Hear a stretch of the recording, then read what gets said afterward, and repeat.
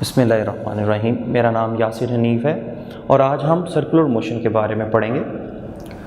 Circular motion जो है वो एक ऐसी मोशन है जिसमें कोई ऑब्जेक्ट जो है वो किसी पर्टिकुलर पॉइंट और एक्सिस के अराउंड अपने मोशन को बार बार रिपीट करता है सर्कल में। ऐसी मोशन को हम सर्कुलर मोशन कहेंगे। सर्कुलर मोशन जो है ये हमारी डेली लाइफ में हर जगह पर इन्वॉल्व है। स्मॉलेस्ट पार्टिकल्स एटम से लेके हमारी रोज़मर्रा ज़िंदगी में इस्तेमाल होने वाला पहिया और इस कायनात में बड़े बड़े जो प्लैनेट्स हैं, जो स्टार सिस्टम्स हैं, वो सर्कुलर मोशन परफॉर्म कर रहे हैं। सर्कुलर मोशन को समझने के लिए हम कुछ क्वांटिटीज़ के बारे में पढ़ेंगे। Angular displacement. एंगुलर डिस्प्लेसमेंट जो है ये एक ऐसी डिस्प्लेसमेंट है जो कि एंगुलर मोशन में परफॉर्म होती है। जैसे कि हम देख सकते हैं कि एक ऑब्जेक्ट जो है वो ए पॉइंट से मूव करना शुरू करता है और वो बी तक जाता है।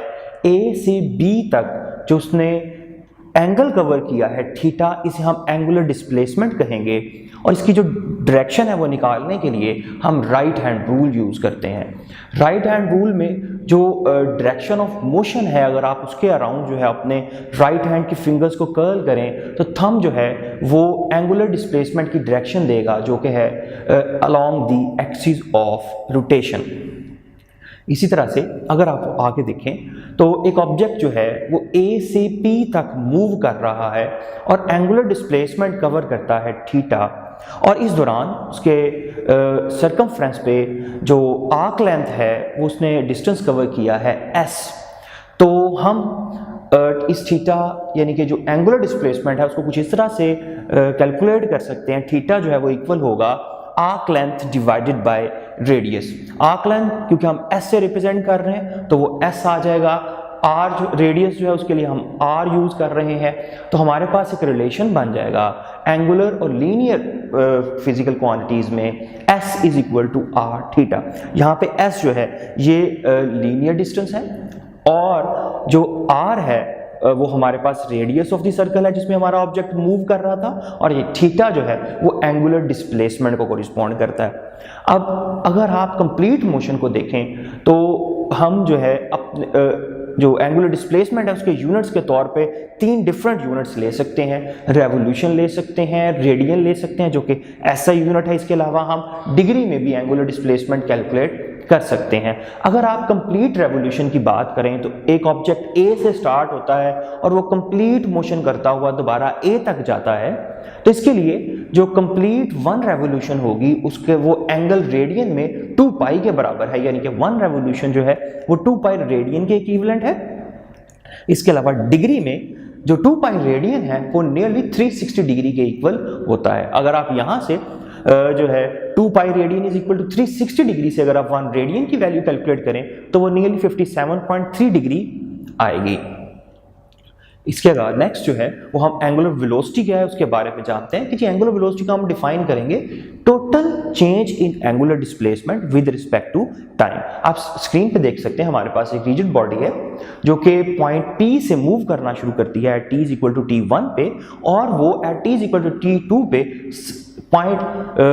सेकंड पॉइंट पे चली जाती है, डिस्प्लेस हो जाती है। अब रिजिड बॉडी जो है उसकी मोशन को स्टडी करने के लिए हम एक रेफरेंस लाइन लेते हैं और जो यहाँ पे आपको नजर आ रही है O से P तक। अब वो जो रेफरेंस लाइन है वो हमारी एंगुलर डिस्प्लेसमेंट डिफाइन करेगी। At t is equal to 1 जो है हमारा एंगुलर डिस्प्लेसमेंट जो है वो θ1 था, और t इज इक्वल टू 2 पे हमारा जो एंगुलर डिस्प्लेसमेंट है वो θ2 से रिप्रेजेंट किया गया है। अब जो चेंज है डिस्प्लेसमेंट में उसे हम डेल्टा थीटा से रिप्रेजेंट कर रहे हैं, θ2 माइनस θ1। अगर आप इस चेंज इन डिस्प्लेसमेंट को टोटल टाइम पे डिवाइड करते हैं जिस दौरानिये में ये चेंज अगर किया है तो हमारे पास जो है वो एंगुलर वेलोसिटी आ जाएगी। अब ये एंगुलर वेलोसिटी जो है ये क्योंकि टोटल चेंज से आई है, टोटल टाइम के डिवाइड करने के बाद, इसलिए ये एवरेज वेलोसिटी है। लेकिन एवरेज वेलोसिटी जो है वो हमें मोशन के बारे में कंप्लीट इंफॉर्मेशन नहीं देती, इसलिए हम इंस्टेंटेनियस वेलोसिटी कैलकुलेट करेंगे। तो एंगुलर जो इंस्टेंटेनियस एंगुलर वेलोसिटी जो है उसे हम कुछ इस तरह से डिफाइन करेंगे, limit delta t approaches to 0, यानी कि आपने जो है वो जो डिस्प्लेसमेंट है P से सेकंड पोजीशन तक वो जो एंगुलर डिस्प्लेसमेंट है वो आपने स्मॉल इंटरवल्स में लेने हैं ताकि हम हर पॉइंट के ऊपर जो है एंगुलर डिस्प्लेसमेंट कैलकुलेट कर सकें। इसके अलावा एंगुलर वेलोसिटी जो है इसकी डायरेक्शन जो है वो along the axis of rotation होगी। उसी तरह से राइट हैंड रूल से हम कैलकुलेट करेंगे। अगर आप जो अपनी फिंगर्स को कर्ल करें उस डायरेक्शन में, जिस डायरेक्शन में जो है ऑब्जेक्ट मूव कर रहा है एंगुलर डायरेक्शन में, तो आपके पास जो राइट हैंड का जो थंब है वो एक्स ऑफ रोटेशन के अलोंग होगा, जो कि एंगुलर वेलोसिटी की डायरेक्शन को रिप्रेजेंट करेगा। इसके अलावा एंगुलर वेलोसिटी जो है उसको हम लीनियर वेलोसिटी से कुछ इस तरह से कंपेयर जो है ना रिलेट कर सकते हैं कि अगर जी एक ऑब्जेक्ट जिसका मास m है वो रेडियस r में सर्कल में मूव कर रहा है तो उसकी एंगुलर वेलोसिटी ओमेगा जो है वो along the axis of rotation होगी, और उसकी जो लीनियर वेलोसिटी है वो हर पॉइंट के ऊपर टेंजेंट ड्रा करके कैलकुलेट की जाएगी, यानी कि टेंजेंशियल होगी। और हम इनको इस तरह से रिलेट कर सकते हैं, v is equal to r omega. v linear velocity है, r रेडियस हमारे सर्कल का, और ओमेगा जो है वो एंगुलर वेलोसिटी को कोरिस्पॉन्ड करता है। एंगुलर वेलोसिटी का जो यूनिट है वो SI यूनिट जो है वो रेडियन पर सेकेंड है। इसके अलावा एंगुलर एक्सेलरेशन कैलकुलेट करने के लिए हम rate of change in angular velocity calculate करेंगे कि जी हमारे पास एक ऑब्जेक्ट है जो कि t1 पे एक पर्टिकुलर एंगुलर वेलोसिटी के साथ एंगुलर मोशन परफॉर्म कर रहा है। उसकी जो वेलोसिटी है वो ओमेगा 1 है, तो एट टाइम t2 कुछ देर के बाद उसकी जो वेलोसिटी है वो चेंज हो जाती है, और वो जो चेंज जो है वो हमारे पास ओमेगा 2 है। तो हम एंगुलर एक्सेलरेशन को डिफाइन करेंगे omega 2 minus omega 1 divided by t2 minus t1, यानी कि जो टाइम में चेंज आता है उसको आप डिवाइड कर दें अगर किस पर, जो एंगुलर वेलोसिटी में चेंज आता है, तो हमारे पास आ जाएगा जी एंगुलर एक्सेलरेशन। और अगर आप ये हमारे पास एवरेज एंगुलर एक्सेलरेशन है, अगर आप इंस्टेंटेनियस कैलकुलेट करना चाहते हैं तो आपने वो जो टाइम इंटरवल्स हैं वो बहुत स्मॉल लेने हैं कि आपने लिमिट लगानी है कि जी डेल्टा टी जो है वो अप्रोच कर रहा है 0 को। इसका जो SI यूनिट है हमारे पास वो रेडियन पर सेकेंड स्क्वायर है। अब हम रिलेशन देख लेते हैं हमारे पास लीनियर क्वांटिटीज और एंगुलर क्वांटिटीज में।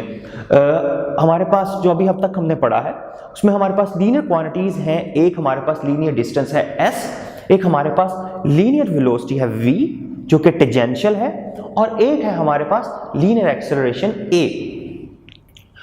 इसके अलावा हमारे पास जो एंगुलर वेरिएबल्स हैं, एंगुलर क्वांटिटीज हैं, वो कुछ इस तरह से हैं कि जी एंगुलर डिस्प्लेसमेंट है हमारे पास थीटा, और एंगुलर वेलोसिटी जो है वो हमारे पास है ओमेगा, और एंगुलर एक्सेलरेशन जो है जिसे हम अल्फा से रिप्रेजेंट कर रहे हैं। अब आप डायग्राम में देख सकते हैं एक रिजिड ऑब्जेक्ट जो है वो सर्कुलर मोशन परफॉर्म कर रहा है।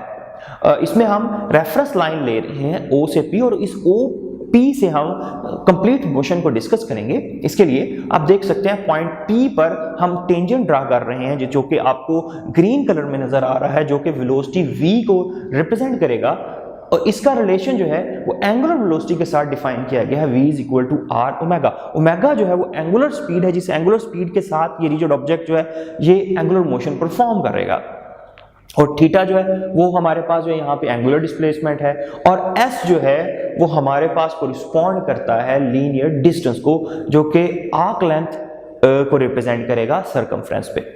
अब यहाँ पे आप देख सकते हैं कि हमारे पास जो है लीनियर डिस्टेंस और एंगुलर डिस्टेंस में जो रिलेशन है वो s is equal to r theta है। इसके अलावा जो लीनियर वेलोसिटी है और जो एंगुलर वेलोसिटी है उसमें रिलेशन हमारे पास जो है वो v is equal to r theta है। लेकिन अहम चीज ये है कि एक्सेलरेशन जो है, जो एंगुलर एक्सेलरेशन है उसका और लीनियर एक्सेलरेशन का आपस में क्या रिलेशन है। तो बेटा जी जो टेंजेंट ड्रा किया गया है एक्सेलरेशन को कैलकुलेट करने के लिए, जिसे हम टेंजेंशियल एक्सेलरेशन कहेंगे, जो कि आपको येलो में नजर आ रहा है, a टेंजेंशियल जो है वो किसके इक्वल होता है r अल्फा के, यानी कि जो टेंजेंशियल एक्सेलरेशन है वो किसके इक्वल होगा r अल्फा के। लेकिन जब भी कोई ऑब्जेक्ट दायरे में मूव कर रहा हो तो उसके लिए एक स्पेशल एक्सेलरेशन होता है जिसे हम सेंट्रीपिटल एक्सेलरेशन कहते हैं, जो कि अलोंग द रेडियस होता है, अलोंग द जो है ना रेडियल डायरेक्शन में होता है। इसलिए हम उसको रिप्रेजेंट करते हैं a रेडियल से, ARAD से रिप्रेजेंट किया गया जो कि इक्वल होता है v square divide by r के, जिसे हम सेंट्रीपिटल एक्सेलरेशन भी कहते हैं। अगर आप इसको एंगुलर वेलोसिटीज में डिफाइन करें तो ये हमारे पास होगा omega square is equal to r। तो हमारे पास एक्सेलरेशन यहाँ पे दो तरह के हैं, एक हमारे पास टेंजेंशियल एक्सेलरेशन है और एक हमारे पास जो है वो रेडियल एक्सेलरेशन है। इन दोनों के कॉम्बिनेशन से हमारे पास लीनियर एक्सेलरेशन जो है वो आएगा, जिसे a से रिप्रेजेंट किया गया है। और ये जो लीनियर एक्सेलरेशन है इसको हम कैलकुलेट करने के लिए टेंजेंशियल एक्सेलरेशन और रेडियल एक्सेलरेशन दोनों की हेल्प लेते हैं कि जी हमारे पास ये जो लीनियर एक्सेलरेशन है इसकी मैग्नीट्यूड जो है वो इक्वल होती है टेंजेंशियल एक्सेलरेशन के स्क्वायर प्लस रेडियल एक्सेलरेशन के स्क्वायर होल स्क्वायर रूट के, यानी कि square root a t square यानी कि a tangential square plus a radial square. इससे आगे है जी हमारे पास सेंट्रीपिटल फोर्स। सेंट्रीपिटल फोर्स जो है वो किसी भी ऑब्जेक्ट को दायरे में मूव करवाने के लिए एक एसेंशियल फोर्स है। According to Newton's law, first law of motion, कि अगर कोई ऑब्जेक्ट रेस्ट पे है तो वो रेस्ट पे ही रहेगा, और अगर वो यूनिफॉर्म वेलोसिटी से अपनी मोशन को कैरी किए हुए है तो वो उसी तरह से मूव करता रहेगा जब तक कोई अनबैलेंस एक्सटर्नल फोर्स जो है वो उसको उसकी डायरेक्शन को चेंज करने पर मजबूर नहीं करती। इसी तरह से अगर एक ऑब्जेक्ट जो है अगर आप उसे दायरे में मूव करवाएं, जैसे कि आप फिगर में देख सकते हैं, तो वो जो ऑब्जेक्ट है वो सिर्फ उसी वक्त तक जो है वो उस दायरे में मूव करता रहेगा जब तक एक एक्सटर्नल फोर्स, जिसे हम सेंट्रीपिटल फोर्स कहते हैं, जो उसको उसकी डायरेक्शन को बार बार चेंज नहीं करती ताकि वो दायरे में मूव कर सके। जैसे कि आप फिगर में देख सकते हैं कि जब एक ऑब्जेक्ट दायरे में मूव करता है तो उसकी वेलोसिटी जो है वो हर पॉइंट पर उसकी डायरेक्शन जो है वो चेंज हो रही होती है। मैग्नीट्यूड तो सेम है क्योंकि यूनिफॉर्म सर्कुलर मोशन है, लेकिन डायरेक्शन जो है वो हर पॉइंट पर चेंज हो रही है।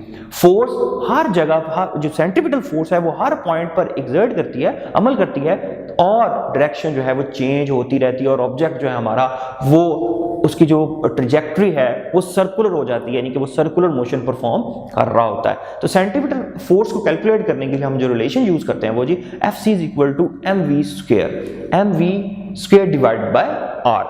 तो जी m यहाँ पर मास ऑफ द ऑब्जेक्ट है जो सर्कल में मूव कर रहा है, r जो है वो रेडियस है जिसमें ये सर्कुलेशन हो रही है, उसका जो दायरा है उसका रेडियस है, और v जो है वो टेंजेंशियल वेलोसिटी है उस पर्टिकुलर पॉइंट पे, उसकी जो स्पीड है उसको हम v से रिप्रेजेंट कर रहे हैं। तो इसको अगर आप एंग्लो क्वांटिटीज में लिखें तो ये हमारे पास आ जाएगा mr ओमेगा स्क्वायर, क्योंकि v की जगह हम यूज करेंगे r ओमेगा।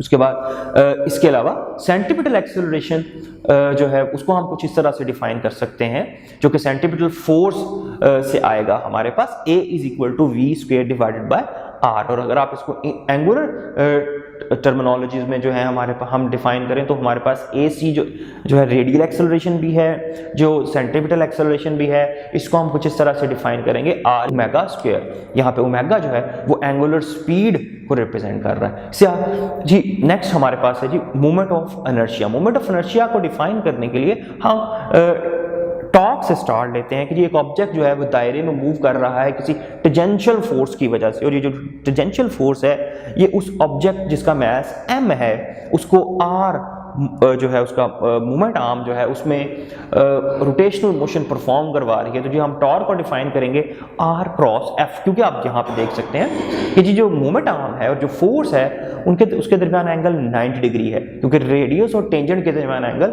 90 डिग्री होता है, वो परपेंडिकुलर होते हैं। तो जी अगर मैं r क्रॉस f को कैलकुलेट करूं तो उसमें साइन थीटा जो है वो 1 होगा, तो rf जो है वो rf साइन थीटा जो है वो हमारे पास सिर्फ rf रह जाएगा। अब यहाँ पर अगर मैं न्यूटन सेकंड लॉ से f की वैल्यू यूज करता हूँ ma, तो टॉर्क का जो रिलेशन आएगा वो है जी mr स्क्वायर अल्फा। अब यहाँ पे जो mr स्क्वायर का फैक्टर है ये मोमेंट ऑफ इनर्शिया को डिफाइन करता है। मोमेंट ऑफ इनर्शिया जो है वो एंगुलर मोशन में सेम वही रोल प्ले करता है जो लीनियर मोशन में मास करता है। और इस मोमेंट ऑफ इनर्शिया को हम कैलकुलेट किस तरह से करते हैं, हम I जो कि मोमेंट ऑफ इनर्शिया है उसे हम कैलकुलेट करते हैं I = mr स्क्वायर। और अगर आप किसी जो है वो रिजिड ऑब्जेक्ट का या किसी जो है नॉन यूनिफॉर्म मास डिस्ट्रीब्यूशन के ऑब्जेक्ट का अगर आप मोमेंट ऑफ इनर्शिया कैलकुलेट करना चाहते हैं तो उसके लिए हम समेशन यूज करेंगे, हम जो हमारा ऑब्जेक्ट है हम उसको स्मॉल पैचेस में, स्मॉल मैसेज में डिवाइड कर लेंगे जो कि करस्पॉन्ड करेंगे स्पेशल जो है ना अकॉर्ड उनके रेडियस के साथ। जी हमारे पास m1 जो है उसके लिए जो डिस्टेंस है वो r1 होगा, m2 के लिए जो डिस्टेंस है वो r2 होगा।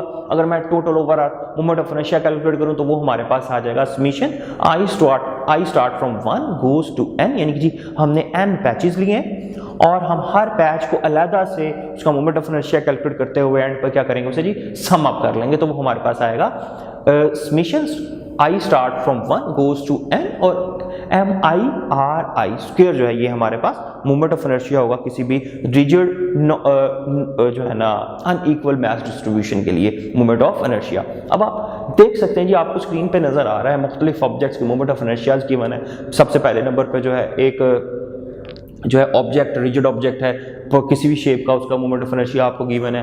फिर आपको सिलेंडर का मोमेंट ऑफ इनर्शिया गिवन है, आपको जो है एक रिंग का मोमेंट ऑफ इनर्शिया गिवन है, एक स्फेयर का मोमेंट ऑफ इनर्शिया गिवन है, इसके अलावा एक होलो स्फेयर का मोमेंट ऑफ इनर्शिया गिवन है जो कि 2/3 mr² है। इसके अलावा जो है एक रॉड का मोमेंट ऑफ इनर्शिया गिवन है सेंटर के अकॉर्डिंग और एक वन एंड के अकॉर्डिंग जो है। अब नेक्स्ट जो है हम देख लेते हैं जी एंगुलर मोमेंटम को हम किस तरह से डिफाइन करते हैं। एंगुलर मोमेंटम जो है जब भी कोई ऑब्जेक्ट दायरे में मूव कर रहा हो तो वो एक पर्टिकुलर सेंटर पॉइंट के लिहाज से जहाँ से एक्स ऑफ रोटेशन पास कर रहा होता है उसके लिहाज से अपनी पोजीशन को बार बार चेंज करेगा। और हम एंगुलर मोमेंटम को कुछ इस तरह से डिफाइन करते हैं L = R cross P। R यहाँ पे रेडियल वेक्टर है, P यहाँ पे लीनियर मोमेंटम को रिप्रेजेंट करता है। तो जो एंगुलर मोमेंटम है उसको हम डिफाइन करते हैं L = R क्रॉस P और L की जो डायरेक्शन है वो along the axis of rotation होगी। अब कोई भी ऑब्जेक्ट जो एंगुलर मोशन परफॉर्म करता है उसका एंगुलर मोमेंटम लाजमी तौर पर होगा। एंगुलर मोमेंटम स्मॉलेस्ट पार्टिकल का भी होता है और जैसे आप एटम की बात कर लेते हैं, एटम में आप इलेक्ट्रॉन की बात कर लेते हैं, इलेक्ट्रॉन भी एंगुलर मोमेंटम रखता है। और जो हमारे पास हैवीएस्ट ऑब्जेक्ट्स हैं जैसे कि हमारी ज़मीन है उसका भी एंगुलर मोमेंटम होगा। अब हमारी ज़मीन जो है वो क्योंकि एंगुलर मोशन कर रही है किस तरह से कि वो स्पिन मोशन भी परफॉर्म कर रही है और वो ऑर्बिटल मोशन भी परफॉर्म कर रही है, इसलिए हम उसके स्पिन एंगुलर मोमेंटम को भी डिफाइन करेंगे और उसके एंगुलर मोमेंटम को भी ऑर्बिटल एंगुलर मोमेंटम को भी डिफाइन करेंगे। स्पिन यानी कि वो अपने ही एक्सिस के गिर्द जो रोटेट कर रही है उसकी वजह से भी उसका जो है वो एंगुलर मोमेंटम होगा। इसके अलावा वो जो सूरज के गिर्द चक्कर लगा रही है उसकी वजह से भी उसका एंगुलर मोमेंटम होगा।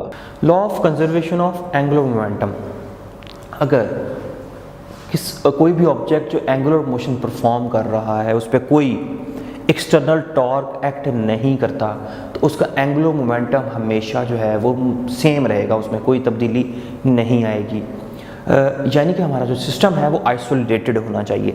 लीनियर मोशन में हम आइसोलेटेड सिस्टम की बात करते हैं जी, कोई एक्सटर्नल फोर्स एक्ट ना कर रही हो, लेकिन एंगुलर सिस्टम्स में हम एक्सटर्नल टॉर्क जो है उसकी बात करते हैं कि जी कोई एक्सटर्नल टॉर्क अगर एक्ट ना कर रहा हो हमारे सिस्टम पर तो उसका जो एंगुलर मोमेंटम है वो कंजर्व रहेगा। और टोटल एंगुलर मोमेंटम जो है उसको हम कैलकुलेट करने के लिए इंडिविजुअल एंगुलर मोमेंटम्स कैलकुलेट करेंगे, उसके बाद से सम अप कर देंगे, वो कांस्टेंट रहेगा अगर कोई एक्सटर्नल टॉर्क एक्ट ना कर रहा हो।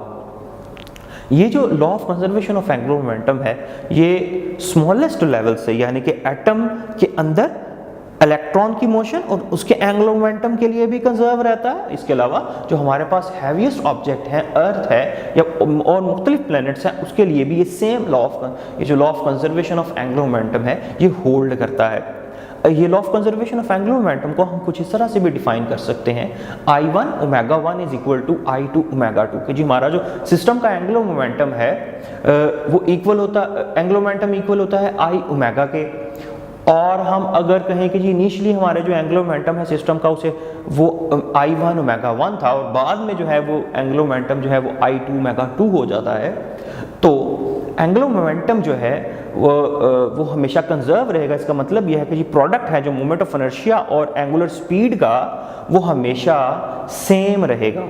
यानी कि अगर किसी वजह से हमारी जो मोमेंट ऑफ इनर्शिया है वो बढ़ जाता है तो एंगुलर स्पीड कम हो जाएगी क्योंकि प्रोडक्ट ने जो है वो हमेशा कांस्टेंट रहना है। और अगर एंगुलर स्पीड जो है वो कम हो जाती है तो मोमेंट ऑफ इनर्शिया बढ़ जाएगा, या मोमेंट ऑफ इनर्शिया अगर कम हो जाता है तो एंगुलर स्पीड जो है वो बढ़ जाएगी। जैसे कि आप डायग्राम में देख सकते हैं, रोटेशनल एनर्जी को कैलकुलेट करने के लिए हम सपोज करते हैं कि हमारे पास एक डिस्क है जो कि एंगुलर मोशन परफॉर्म कर रही है और उसमें डिफरेंट पॉइंट्स ले लेते हैं डिफरेंट रेडियस पर। R1 जो है वो correspond करता है m1 को, और उसकी जो लीनियर वेलोसिटी है वो हमारे पास v1 है। इसके अलावा एक दूसरा ऑब्जेक्ट है जिसका मास m2 है, उसका रेडियस r2 है। इस तरह से ये जो डिस्क है, ये जो एंगुलर मोशन परफॉर्म कर रही है, इसमें डिफरेंट पॉइंट्स होंगे और डिफरेंट पॉइंट्स के अकॉर्डिंग उनका रेडियस और हम उनकी वेलोसिटी डिफाइन करेंगे। और अगर आप उनकी टोटल जो कंप्लीट डिस्क की रोटेशनल काइनेटिक एनर्जी कैलकुलेट करना चाहते हैं तो आप इंडिविजुअली पहले हर पॉइंट के लिए उसकी जो है काइनेटिक एनर्जी कैलकुलेट करेंगे, उसे हम सम अप कर लेंगे तो वो हमारे पास total net rotational kinetic energy आएगी जो कि इक्वल होगी हाफ आई ओमेगा स्क्वायर के। जब कोई ऑब्जेक्ट जो है वो रोल हो रहा हो, जब कोई ऑब्जेक्ट रोल हो रहा होता है तो वो दो किस्म की मोशन परफॉर्म कर रहा होता है। एक जो है वो रोटेशनल मोशन परफॉर्म कर रहा है, वो रोटेट करता हुआ आगे की तरफ जा रहा है। इसके अलावा वो ट्रांसलेटरी मोशन भी परफॉर्म कर रहा होता है। जैसे कि आप देख सकते हैं कि इंक्लाइन प्लेन पे एक ऑब्जेक्ट है जिसकी पोटेंशियल एनर्जी जो है हाइट h पर डिफाइन की जाएगी mgh से, लेकिन अगर वो l डिस्टेंस कवर करके इंक्लाइन प्लेन पे रोल होता हुआ डाउनवर्ड डायरेक्शन में मूव करता है तो बिल्कुल बॉटम पे उसकी जो काइनेटिक एनर्जी है वो दो तरह की होगी, एक रोटेशनल काइनेटिक एनर्जी और एक जो है वो ट्रांसलेशनल काइनेटिक एनर्जी।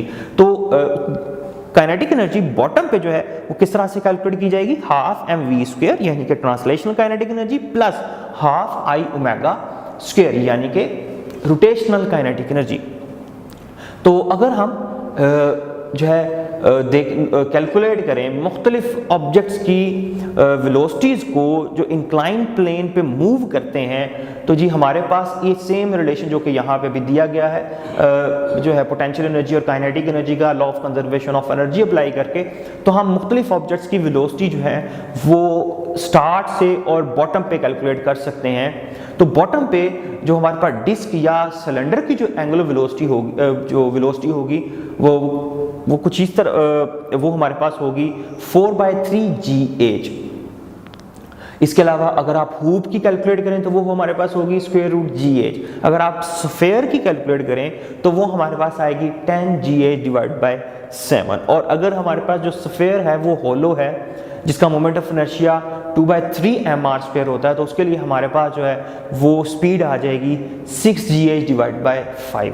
अब अगर आप ये जो हमारे पास चार किस्म के ऑब्जेक्ट्स हैं, डिस्क है या सिलेंडर है, हूप है या और रिंग है, स्फेयर है और एक हमारे पास हॉलो स्फेयर है, अगर आप इनको जो है इंक्लाइन प्लेन पे मूव करवाएं, इनकी एक किस्म की आप जो है ना रेस करवाएं, तो हम नोट कर सकते हैं कि जो स्फेयर जो है वो सबसे पहले आएगा, उसके बाद जो है वो डिस्क लाइन को क्रॉस करती है, फाइनल लाइन को, फिर उसके थर्ड नंबर पे जो है हमारे पास जो है वो होलो स्फेयर जो है वो पहुंचता है और सबसे आखिर पे रिंग या हूप जो है वो फाइनल लाइन को क्रॉस करेगा। यानी कि सबसे ज़्यादा वेलोसिटी जो है वो सॉलिड स्फेयर की है, दूसरे नंबर पे हम डिस्क की है या सिलेंडर की है, तीसरे नंबर पे हमारे पास होलो स्फेयर की है और लास्ट पे जो है वो हूप या रिंग जो है वो फाइनल लाइन क्रॉस कर रहे हैं।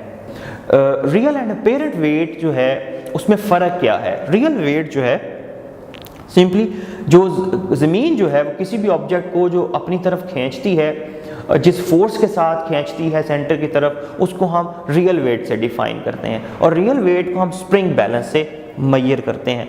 जबकि जो अपेरेंट वेट है वो हम कोई भी एक्सटर्नल फोर्स जो हम उस ऑब्जेक्ट को फ्री फॉल से बचाने के लिए लगाते हैं, जैसे कि यहाँ पर वो हम टेंशन T से डिफाइन कर रहे हैं, वो हमारा अपेरेंट वेट होगा।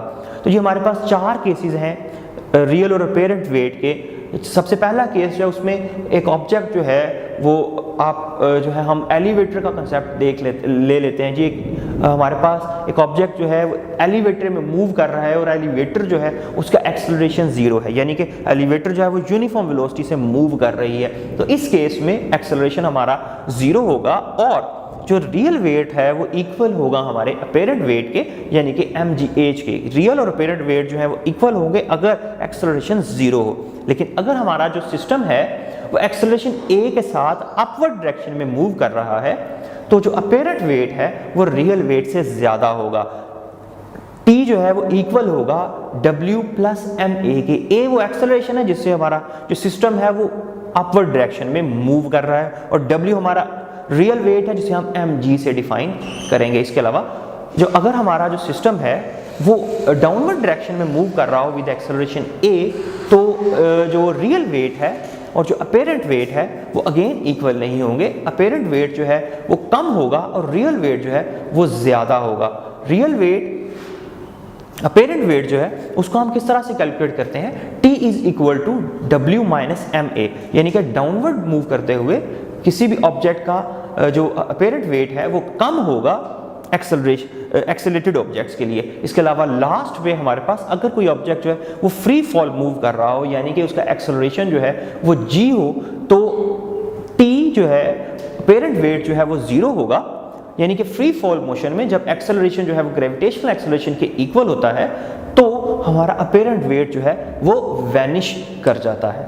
आर्टिफिशियल सैटेलाइट्स, आर्टिफिशियल सैटेलाइट्स जो हैं ये ग्रेविटेशनल फोर्स के ज़रिए असर जो हैं वो ज़मीन के गिर्द मूव करने वाले ऑब्जेक्ट्स हैं। नेचुरली चांद जो है वो हमारी ज़मीन का सैटेलाइट है, यानी कि वो नेचुरल सैटेलाइट है हमारी ज़मीन का। इसके अलावा हम कुछ आर्टिफिशियल सैटेलाइट भी स्पेस में सेंड करते हैं अपने ख़ास मकासद को अचीव करने के लिए। ये स्पेस में रहते हैं, ग्रेविटेशनल एक्सेलरेशन g के साथ ये मूव करते हैं और इनकी जो क्लोजेस्ट जो हमारी ज़मीन के अगर कोई आर्टिफिशियल सैटेलाइट हो तो उसके लिए जो उसकी ऑर्बिटल स्पीड होगी उसे हम स्क्वायर रूट GR से कैलकुलेट करेंगे और उसकी वैल्यू जो है वो 7.9 किलोमीटर पर सेकंड है। और ये वो मिनिमम स्पीड है मिनिमम वेलोसिटी है जिसके साथ जो है सैटेलाइट जो है वो अपने ऑर्बिट में मूव कर रहा है। और इस स्पीड को हम क्रिटिकल वेलोसिटी कहते हैं। और एक रेवोल्यूशन को कंप्लीट करने में जो टाइम ड्यूरेशन जो है वो लगता है कि जी कितने टाइम के अंदर एक रेवोल्यूशन जो है वो कंप्लीट होगी। और ऐसे सैटेलाइट्स के लिए जो ज़मीन के करीब तक रखे गए हैं तो जी उसका आंसर जो है हमारे पास आएगा 50-60 सेकंड, यानी कि 5060 सेकंड। और अगर आप इसे मिनट्स में देखें तो जी ये बराबर होगा तकरीबन 84 मिनट्स के। इसके अलावा जो हमारे ज़मीन के करीब 3 सैटेलाइट है उसकी हाइट जो है वो सरफेस ऑफ अर्थ से नियरली 400 किलोमीटर है। टोटल GPS सिस्टम में जो हम सैटेलाइट्स यूज़ कर रहे हैं उनकी तादाद जो है वो 24 है। और इसके अलावा वो जो GPS सिस्टम से जो पोजीशन कैलकुलेट करते हैं वो नियरली 10 मीटर की रेंज के अंदर एक्यूरेटली हम कैलकुलेट कर सकते हैं GPS आर्टिफिशियल सैटेलाइट्स को इस्तेमाल करते हुए। वेटलेसनेस और ग्रेविटी फ्री सिस्टम से क्या मुराद है? वेटलेसनेस, जैसे कि अभी हमने देखा कि जब कोई ऑब्जेक्ट जो है वो एक्सेलरेशन g के साथ मूव कर रहा हो तो उसका अपेरेंट वेट जो है वो 0 होगा। यानी कि वो तमाम ऑब्जेक्ट्स जो कि ग्रेविटेशनल एक्सेलरेशन g के साथ मूव करते हैं उनके लिए जो उनका वेट है वो 0 अपीयर होगा। जैसे कि अभी हमने देखा कि सैटेलाइट जो है वो ज़मीन के गिर्द मूव कर रहा है और वो कौन सी फोर्स है जो उसको मूव करवा रही है, उसका एक्सेलरेशन कितना है, तो जी वो एक्सेलरेशन जो है वो ग्रेविटेशनल एक्सेलरेशन के इक्वल है। यानी कि वो जो सैटेलाइट्स हैं वो हर वक्त फ्री फॉल की हालत में होते हैं। लेकिन अगर वो फ्री फॉल की हालत में होते हैं तो वो ज़मीन तक पहुँच क्यों नहीं जाते? इसको समझने के लिए आप स्क्रीन पे देख सकते हैं हमारे पास एक एग्जांपल है कि जी हमारे पास एक कैनन है जो शेल फायर करती है। अगर उसकी स्पीड कम होगी तो वो एज अ फ्लैटली मूव करते हुए कुछ डिस्टेंस पे जाके ज़मीन पर वापस आ जाएगा। लेकिन अगर उसकी स्पीड हम एक कुछ ज़्यादा स्पीड के साथ फायर करेंगे तो वो कुछ दूर जाकर गिरेगा लेकिन दोबारा ज़मीन पर वापस आ जाएगा। इसी तरह से अगर आप उस कैनन शेल की जो स्पीड है वो बढ़ाते चले जाएं यहाँ तक कि आप पहुँच जाते हैं आर्टिफिशियल सैटेलाइट की स्पीड के, यानी कि 7.9 किलोमीटर पर सेकंड की स्पीड के, तो वो जो शेल है वो ज़मीन पर गिरने की बजाय ऑर्बिटल मोशन ज़मीन के गिर्द करना शुरू कर देगा। यानी कि आप एक ख़ास स्पीड को अचीव करते हैं जिससे जो हमारा ऑब्जेक्ट है वो ज़मीन के अराउंड मूव करना शुरू कर देता है। और अगर आप इस स्पीड से ज़्यादा की स्पीड देते हैं तो वो ज़मीन की ग्रेविटेशनल फील्ड से एस्केप कर जाएगा। अब इसमें जो अहम बात है वो क्या है कि किसी भी ऑब्जेक्ट को जो कि ज़मीन के गिर्द मूव कर रहा है आर्टिफिशियल सैटेलाइट, उसे ऑर्बिट में रखने के लिए 2 चीज़ें दरकार हैं। एक कि वो ज़मीन की ग्रेविटी के अंडर हो, ग्रेविटेशनल फील्ड में हो, यानी कि उस पर एक्सेलरेशन एक्ट कर रहा हो a = g के, यानी कि वो हर वक्त फ्री फॉल की हालत में हो। इसके अलावा जो दूसरी चीज़ अहम है वो उसकी जो है वेलोसिटी जो है, जो ऑर्बिटल वेलोसिटी हम उसको देते हैं, वो है जो वो उस ऑर्बिटल वेलोसिटी की वजह से वो ज़मीन के गिर्द मूव करता रहता है और ग्रेविटी जो है उस पर एक्ट कर रही होगी, लेकिन वो जो वेलोसिटी है वो उसको ज़मीन तक पहुंचने नहीं देती। यानी कि वो जो ऑब्जेक्ट है वो ग्रेविटी की वजह से ज़मीन की तरफ आता है, लेकिन वेलोसिटी जो है वो उसको आगे की तरफ मूव करवा देती है। इसी तरह से क्योंकि ज़मीन जो है हमारी वो कर्व है, तो ये जो ज़मीन का कर्वेचर है ये भी ऑर्बिटल मोशन को परफॉर्म करने में हेल्प करता है। और जब तक वो जो सैटेलाइट है वो ज़मीन के अराउंड मूव कर रहा होगा, उसका वेट जो है वो ज़ीरो अपीयर होगा, और ऐसे सिस्टम को हम ग्रेविटी फ्री सिस्टम कहेंगे, क्योंकि वहाँ पर वेट जो है वो ज़ीरो अपीयर होगा। ऑर्बिटल वेलोसिटी कैलकुलेट करने के लिए हम जो रिलेशन इस्तेमाल करते हैं वो है जी v = (√gm/r)। कि एक ऑब्जेक्ट जो है वो सैटेलाइट ले लेते हैं जी, वो ज़मीन के गिर्द मूव कर रहा है, उसका जो रेडियस है वो r है, और r जो है उसमें रेडियस ऑफ अर्थ और height from the surface of earth जो है वो शामिल होगी, यानी कि स्मॉल r जो है वो इक्वल होगा capital R radius of earth plus height from the surface of earth h। तो जी इस तरह से हम वेलोसिटी कैलकुलेट कर सकते हैं जी √gm/r से। अब यहाँ पे देख सकते हैं कि जो ऑर्बिटल वेलोसिटी है वो मास ऑफ सैटेलाइट पे डिपेंड नहीं करती। नेक्स्ट है जी हमारे पास आर्टिफिशियल ग्रेविटी। आर्टिफिशियल ग्रेविटी जो है ये एक तरीकाकार है जिसको इस्तेमाल करते हुए हम कोशिश ये की जा रही है कि हम किसी तरह से सैटेलाइट पे ज़मीन की तरह की ग्रेविटी जो है वो बना लें। इसके लिए हमें करना कुछ ये होगा कि हमें अपने सैटेलाइट को पर्टिकुलर फ्रिक्वेंसी के साथ रोटेट करवाना होगा, जिसका जो एक्सेलरेशन है वो g के इक्वल हो, ताकि वहाँ पर ज़मीन के इक्विवेलेंट ग्रेविटी क्रिएट की जा सके। जैसा कि आप स्क्रीन पे देख सकते हैं, हम एक ऐसा सैटेलाइट बनाना चाहते हैं जो कि इस तरह से स्पेस में जाके रोटेट करे, और उसकी जो रोटेशन है वो ज़मीन के इक्विवेलेंट ग्रेविटी को जनरेट कर सके, ताकि हम स्पेस में वेटलेसनेस और ग्रेविटी फ्री सिस्टम जैसी इन्वायरमेंट जो है उससे बच सकें और आम नॉर्मल लाइफ जो है वो स्पेस में गुजार सकें। लेकिन अभी इसके ऊपर जो हाँ साइंटिस्ट जो हैं वो कर रहे हैं। नियर फ्यूचर शायद हम स्पेस में जो है वो ज़िंदगी गुजारने के काबिल हो जाएं।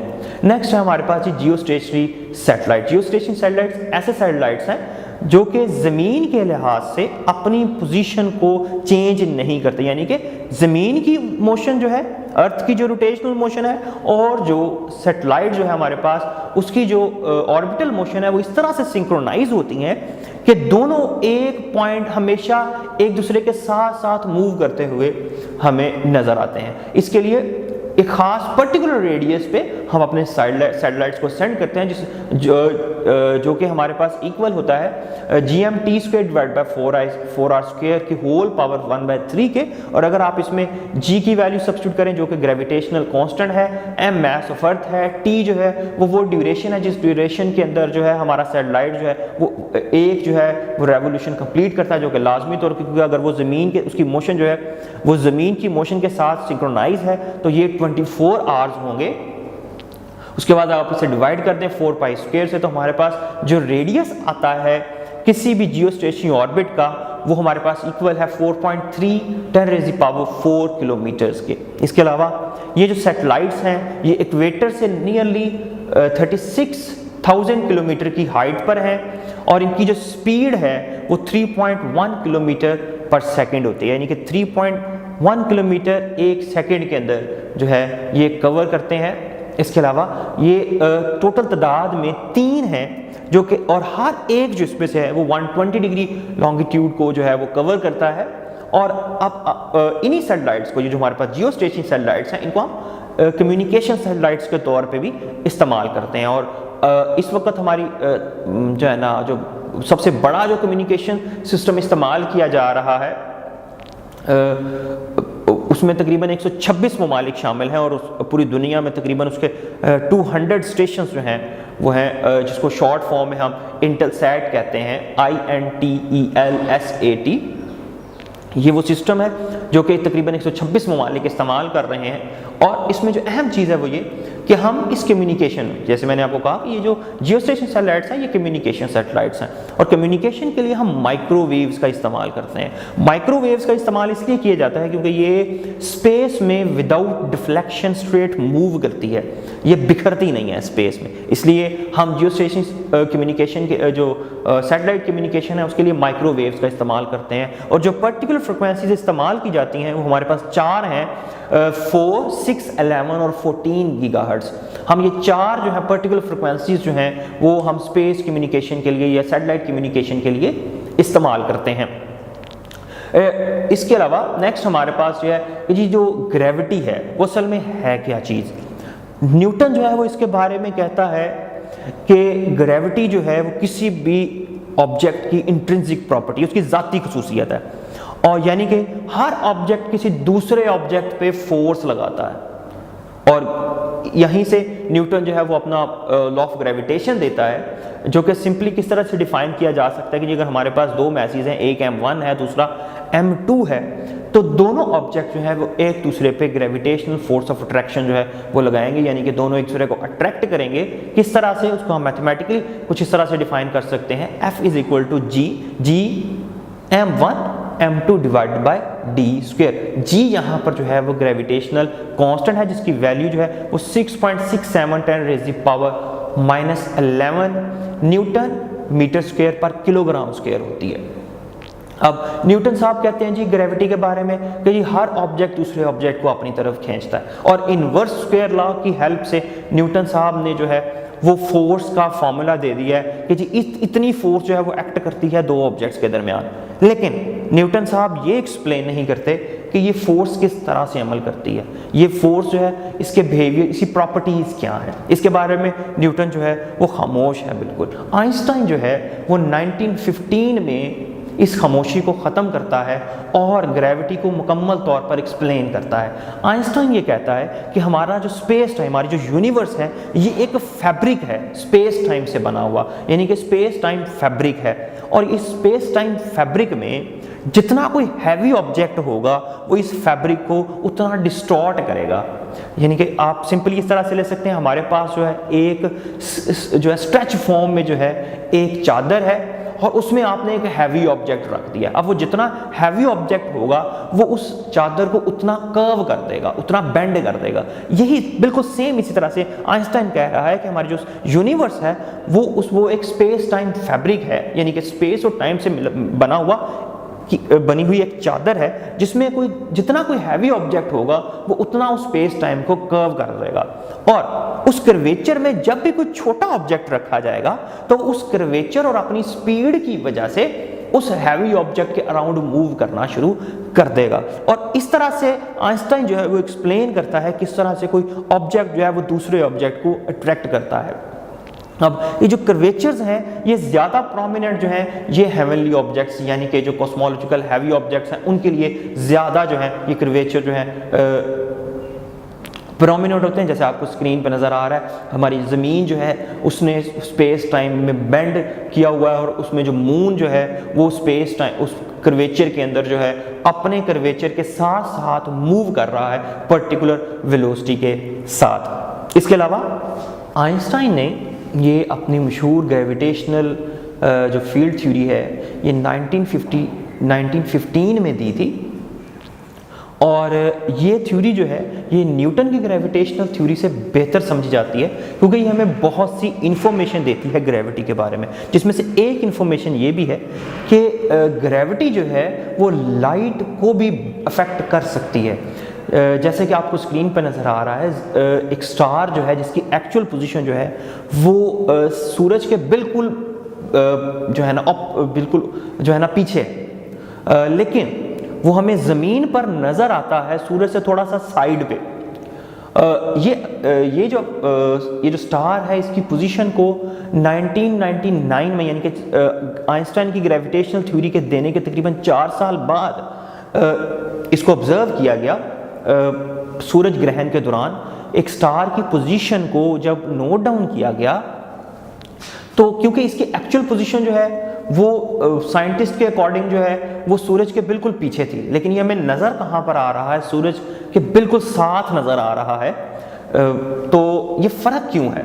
तो जब कैलकुलेट किया गया और आइंस्टाइन की थ्योरी को इस पर अप्लाई किया गया तो बिल्कुल मैच किया रिजल्ट कि जो एक्चुअल जो वेरिएशन है वो तकरीबन एंगल 1.745 के साथ है, और ये जो वेरिएशन है ये इस वजह से है कि सूरज की जो ग्रेविटी है वो लाइट को स्ट्रेट पाथ की बजाय एक कर्व पाथ पे चेंज कर देती है, यानी कि ग्रेविटी जो है वो लाइट की डायरेक्शन को चेंज करने की भी सलाहियत रखती है।